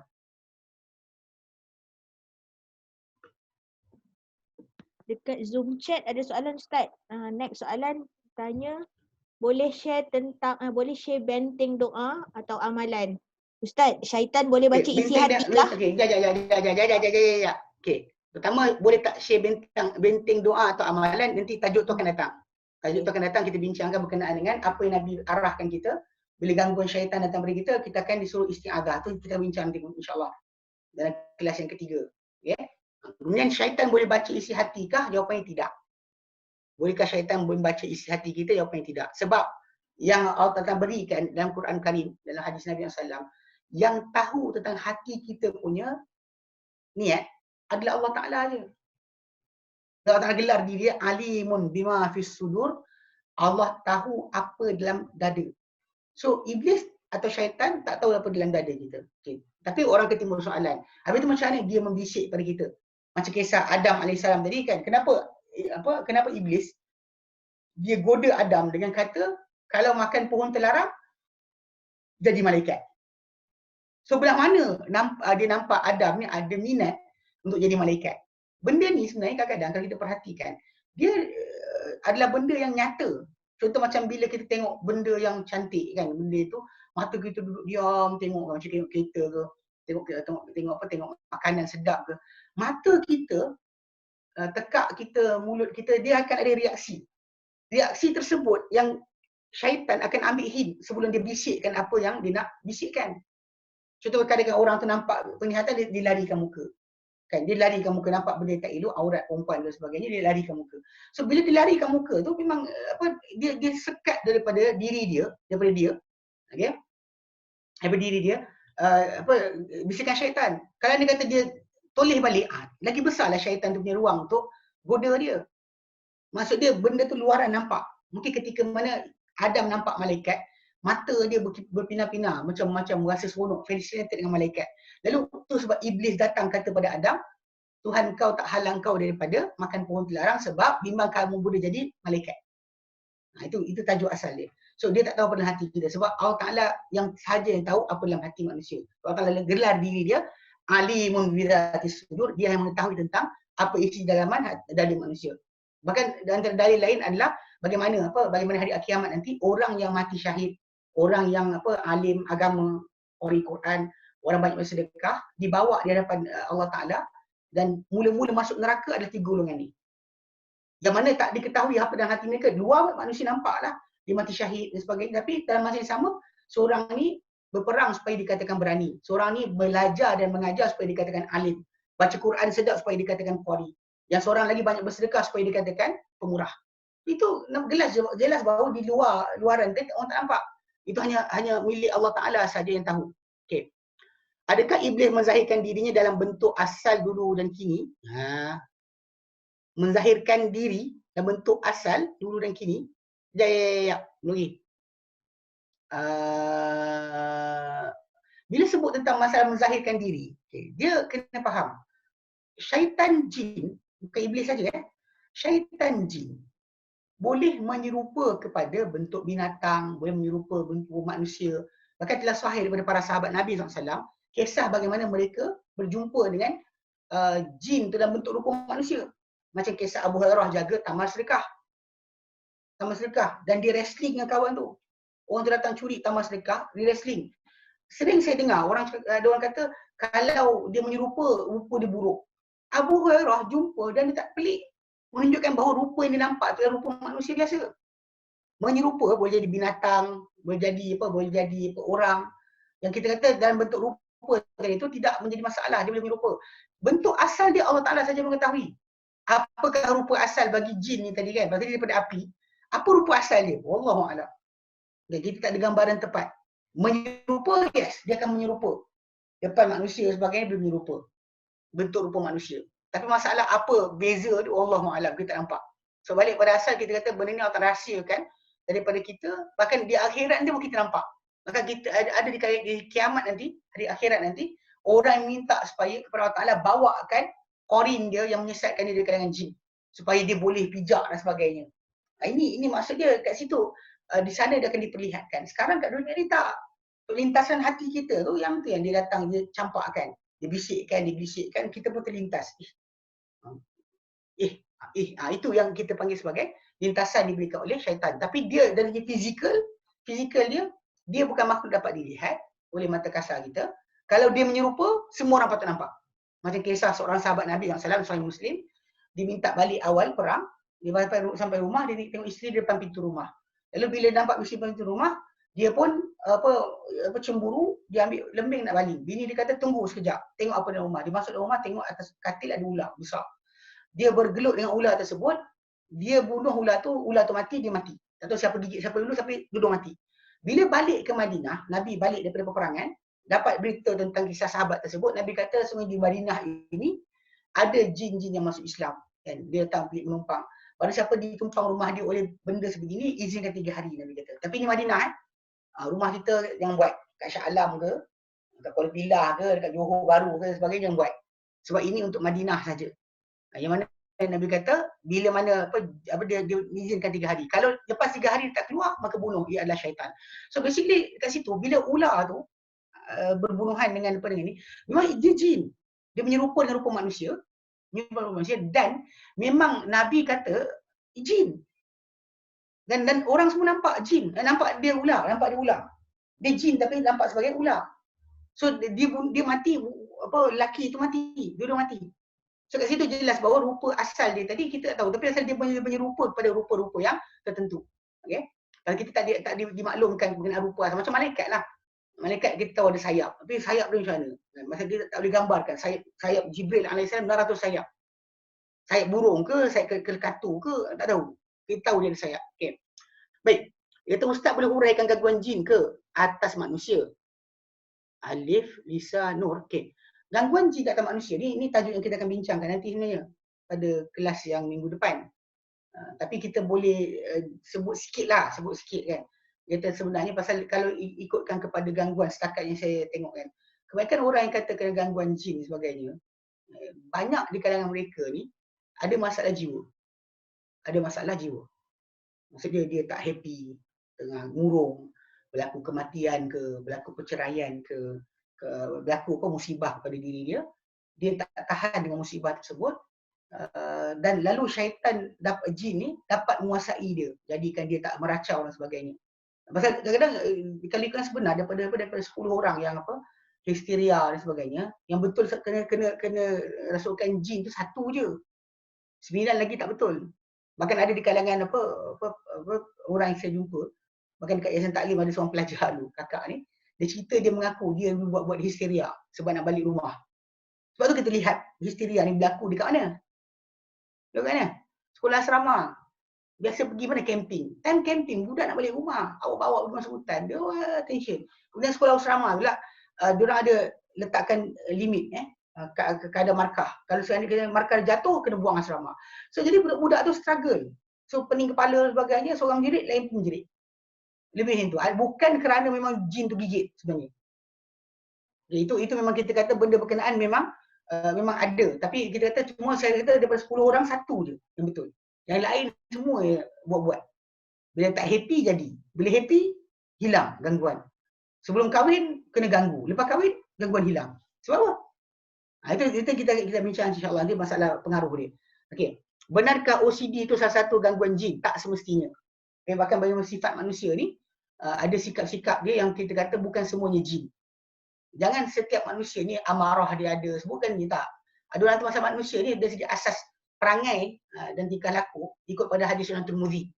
Dan Sunan Tirmizi Nabi SAW menyatakan, Inna Allah khalaqa Adam min qabdatin qabdaha min jami'il ardi. Allah Taala ciptakan Adam daripada genggaman tanah, jadi genggam daripada seluruh muka bumi. Maka fajar banu Adam ala qadril ardi. Maka Nabi sebut datanglah anak-anak Adam di atas kadar tanah yang dijadikan Adam alaihissalam. First Nabi sebut tentang warna. Dia kata ada daripadanya yang merah, ada yang putih, ada yang hitam, ada di antaranya. Kemudian ada yang elok, ada yang tak elok, ada yang senang, ada yang sukar. Nabi sebut itu. Ada sahlun, ada hazan. Ada yang bentuk dia tayyib, ada khabith. Memang tanah, kalau guna tanah memang macam tu keadaan sikap dia. Sifat dan ciri-ciri. Memang tanah ada elok, ada tak elok. Kemudian tanah ni ada yang mudah kita nak bajak, kita nak tanam, ada tanah yang susah, kena baja, gembur sebagainya baru jadi. So basically memang perangai tingkah laku asal kita ni ada sebahagian tu daripada asal tanah kejadian kita. Itu kena pegang tu dulu. Kedua, baru timbul tajuk masalah tadi. Bila kita katakan macam tu keadaan dia, manusia perlu berusaha untuk jaga tingkah laku dia berpadanan dengan perintah Tuhan. Contoh macam kes Umar bin Khattab radhiyallahu anhu. Sebelum dia masuk Islam, dia seorang yang garang.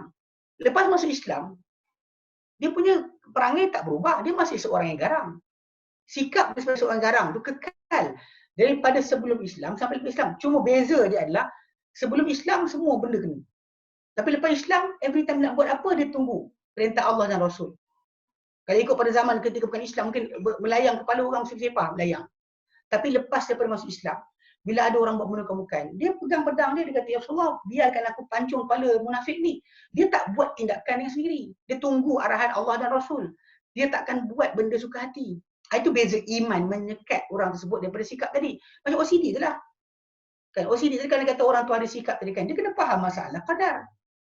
Kalau dia faham, contoh macam kes, dia jaga peraturan, letak anak di sini, tiba-tiba anak dia sepah kat rumah, tu dia ngamuk.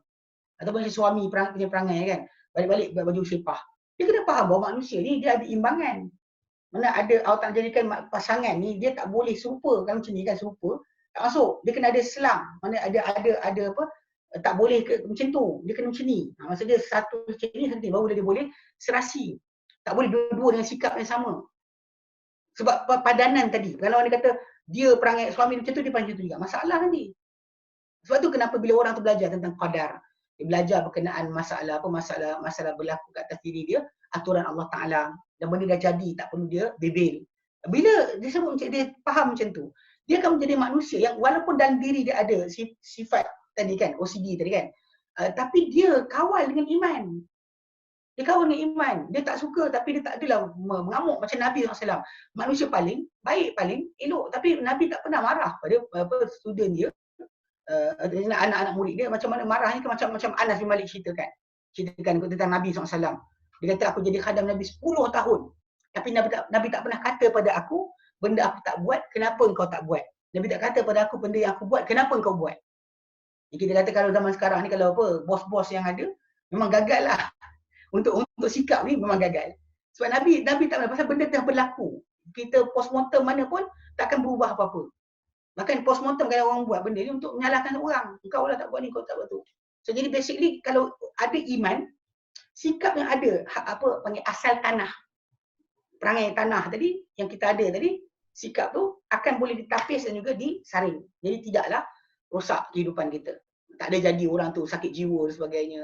Dia tahu Allah Ta'ala sayang dia, dia tahu benda ni ketentuan Allah Ta'ala, benda luar batasan Allah Ta'ala takkan persoalkan dia. Jadi dengan sebab itu kena jaga sikit. Baik. Apa makna jin qarin yang ada pada setiap manusia? Okay, ni tajuk ni last nanti. InsyaAllah nanti pada apa? Pada kita punya apa? Kita punya tajuk yang ketiga.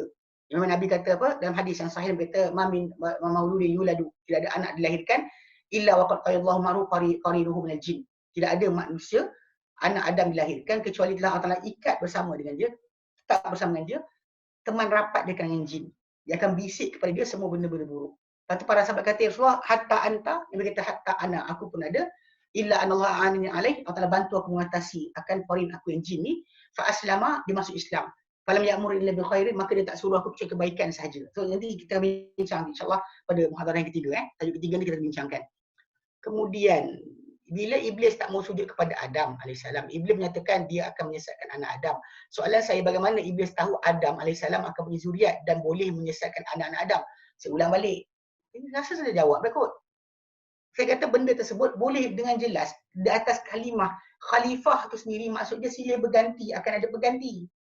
Ni Adam nanti kata ada, bawah tu akan ada anak zuriat dia. Sebab kisah yang berlaku, macam kita kata khalifah, para khalifah Nabi SAW. Kalimah khalifah, faham Bila Nabi tak ada, Abu Bakar digelar khalifah Nabi. Bila Abu Bakar tak ada, Umar khalifah Abu Bakar, pengganti. Yang silih berganti. Mana kita ni, Allah tak kata khulafa al-ard. Para khalifah yang silih berganti, para pengganti yang silih berganti, mentakdir mengurus. Bila A tak ada, B akan ganti. Sebab tak ada siapa kekal. Sebab tu iblis tahu Adam akan ada anak cucu.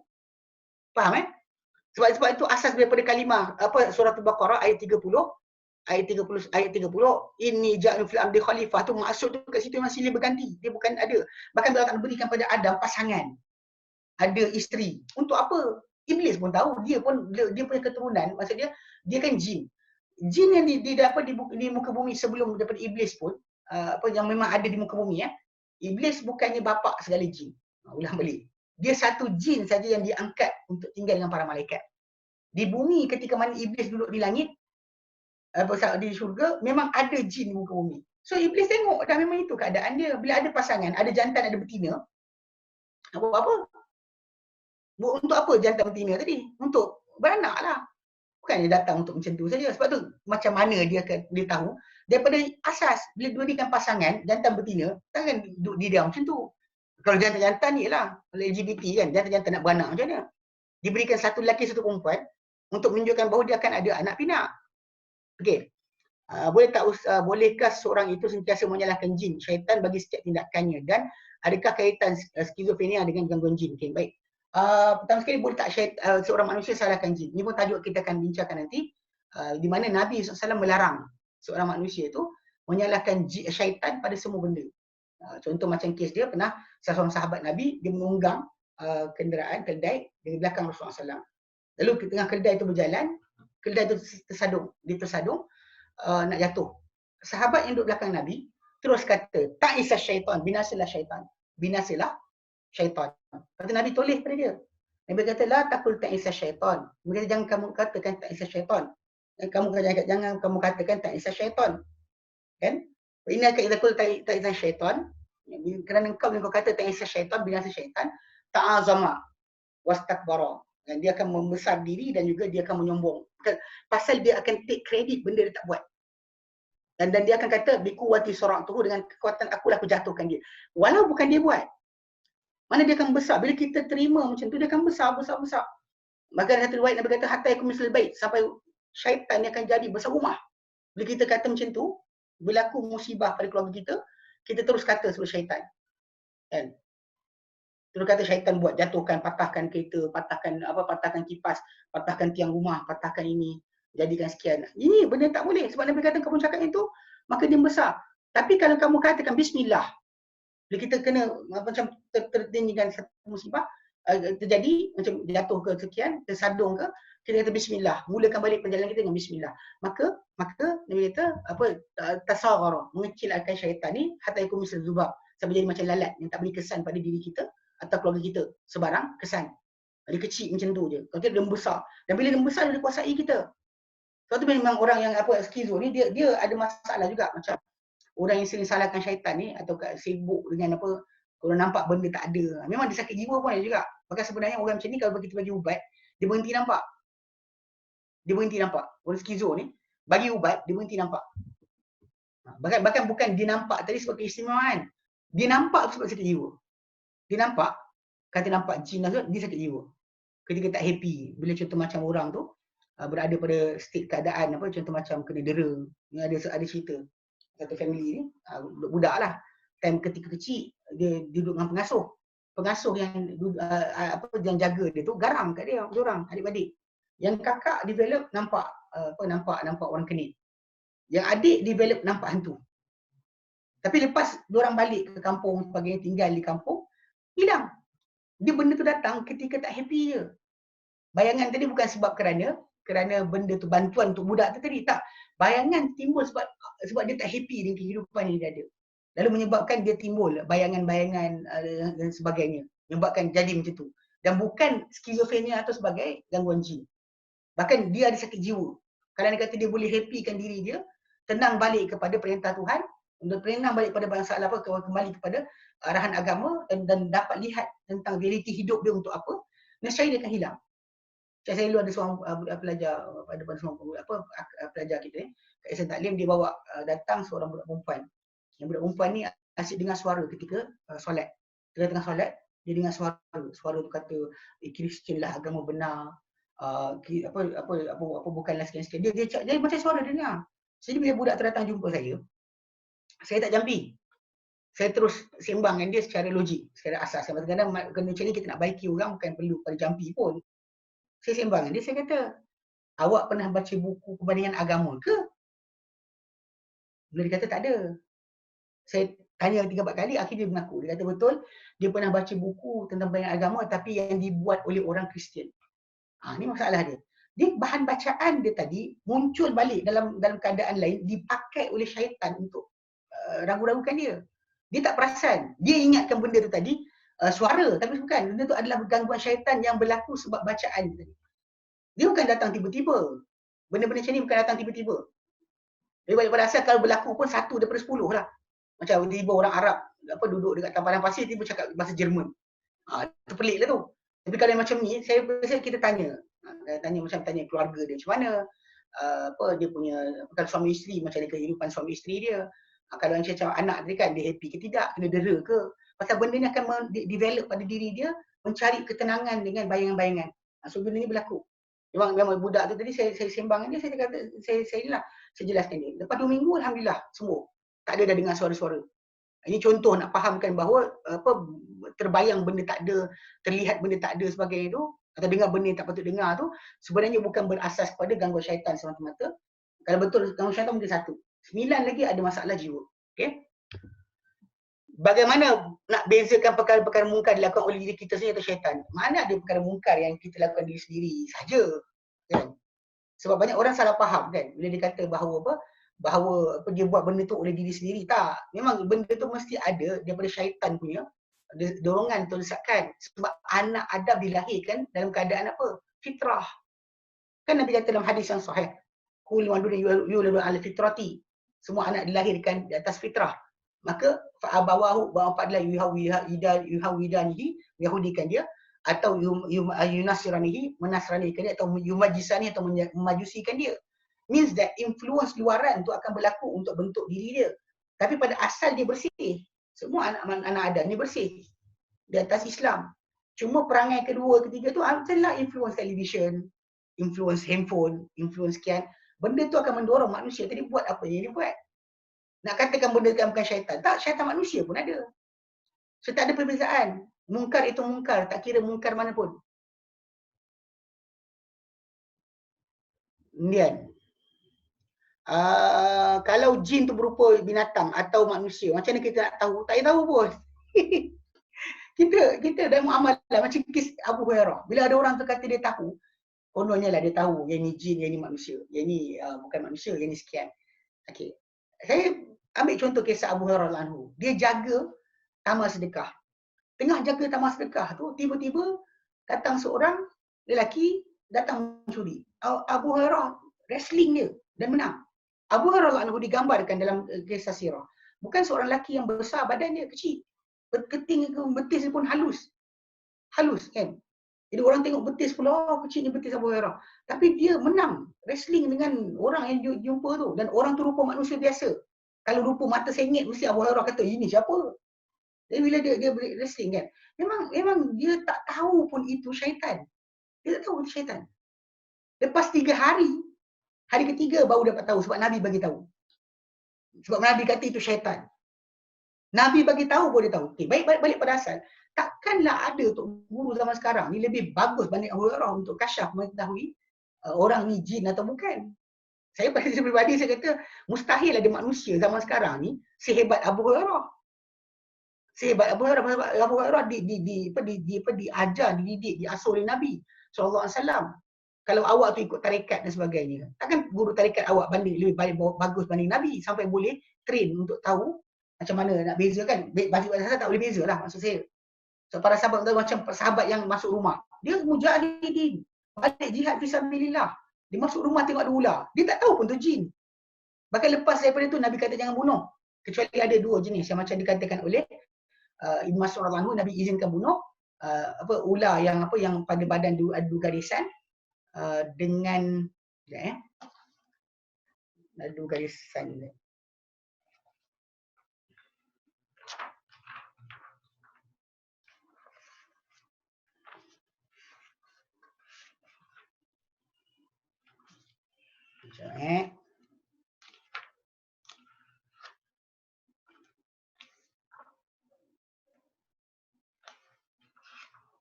Tadi saya baca sikit tentang tajuk masalah jin ni. Dalam Bukhari datang berkenaan dengan yang Ibn Mas'ud kata Nabi larang bunuh kecuali gitu. Larang bunuh kalau ular masuk rumah kecuali Nabi sebutkan. Okey.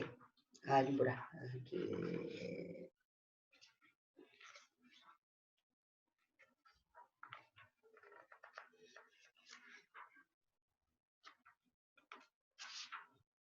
Okey, dia kata uqtulu dza atafitaini. Okey. Bunuhlah Nabi kata akan jin yang dalam rumah tadi. Dia kata kecuali ada Nabi larang bunuh kecuali 2. Ular yang ekor dia terputus, ya. Satu lagi yang zutafitain. Tafitain ni dia kata ada 2 garisan cerah di belakang badan dia. Yang dikatakan dia ini ular. Dia ular tapi rupa macam tu. Yang Nabi kata itu boleh bunuh. So basically kalau kita faham dari situ kan, memang Nabi izinkan bunuh. Tapi para sahabat Nabi, kalau Nabi tak beritahu yang ini tak apa, yang lain tak tahu itu ular ke tidak. Dia ular ke tidak tak tahu. Sebab balik pada asal bila kes yang sahabat Nabi yang berbunuhan dengan ular tu mati, dia mati kan. So diorang hanya tahu itu ular tu adalah jin lepas Nabi bagi tahu. So menunjukkan bahawa tak ada cara kita kenal jin ke tidak. Kerja kita kalau luaran, kalau kita jumpa dia fizikal, gaduh lah. Kau nak ambil macam kes Abu Hurairah kan, dia nampak orang nak curi, dia tak cakap ni apa hantu ke manusia. Tak, dia terus lawan. Dia gaduh dengan orang tu sampai menang. Menunjukkan bahawa dia tak sibuk dengan cari ini jin ke manusia. Ini jin ke manusia. Ini kita tengok cara para sahabat beramal dengan arahan Nabi SAW. Okey. Kemudian dia kata, Ustaz betul ke? Betul ke jin tidak dapat menyerupai manusia sepenuhnya? Tak. Mana pula macam tu? So balik pada asal kisah Abu Hurairah tadi yang saya ulang tadi. Abu Hurairah punya kisah tadi memang jin tu rupa jin, rupa manusia. Jin tu rupa manusia. Kalau jin tu mata sengit, hidung tak ada sebagainya, pasti Abu Hurairah anhu akan terkejut.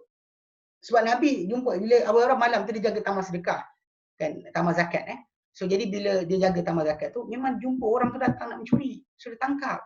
Dia wrestling dengan kawan tu, dapat tangkap. Lepas tu kawan tu minta maaf lah, lepaskan aku. Besok pagi dia jumpa Nabi SAW, Nabi kata apa teman kau buat malam tadi? Dia kata, ya Rasulullah, dia datang, dia lapar sebagainya. Dia kata dia takkan buat lagi. Nabi kata, manakah dia datang balik? Nabi kata, manakah dia datang balik? Nabi kata, Second night dia datang balik. Orang baru tangkap lagi. Lepaskan pula. Lepas tu besok pagi jumpa Nabi, Nabi kata, apa dia buat? Dia cakap ni, Nabi kata, malam kan dia datang balik. 3 malam. So Abu Hurairah bukan jumpa sekali tau, 3 kali syaitan tu datang, rupa manusia. Sebab tu kalau orang tu kata tak ada rupa dan sebagainya lah sebagainya, itu dia kena perlu dalil. Pasal dalil hadis Nabi jelas. Okey. Dalil pengalaman manusia kita akan ambil. Sebab pengalaman manusia ni boleh jadi dia betul, boleh silap. Sedangkan hadis Nabi SAW yang Nabi terlibat dalam perkara tersebut, ini agama. Kalau pengalaman manusia peribadi ni kena jaga-jaga sikit. So, orang akan cerita macam-macam, dia nampak sebagainya, entah ya entah tidak. Mungkin dia mabuk ke, mungkin dia pening kepala ke, mungkin salah makan ubat ke. Sebab tu kenapa tak timbul tajuk. Sebab tu kenapa macam kes apa, dan tajuk pun, tajuk masalah jin ni, menyerupa, tak akan serupa sebagainya, tak. Itu tak ada dalil. Tidak ada dalil bahawa jin tu kena rupa tak elok. Baru dikatakan jin. Baik.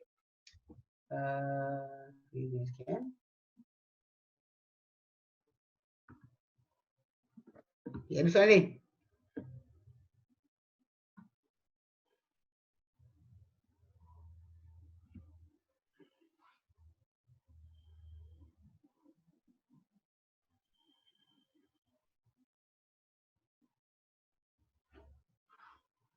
Tak ada kalau tak ada, walillahilhamd, kita berhenti sini dulu. InsyaAllah nanti kita jumpa balik minggu depan untuk sesi kedua dan kita akan bincang mula sekali tajuk berkenaan apa kadar hubungan antara jin dan manusia. Adakah jin ni, syaitan ni memiliki kuasa ke atas manusia pada kepercayaan, kehendak dan amalan. So kita akan start this musa yang ke-6. Kita mula kat situ. Wallahu alam. Wa sallallahu ala sayyidina Muhammad sallallahu alhamdulillah rabbil alamin. Alhamdulillah anta astaghfiruka wa atubu ilaik. Assalamualaikum warahmatullahi wabarakatuh.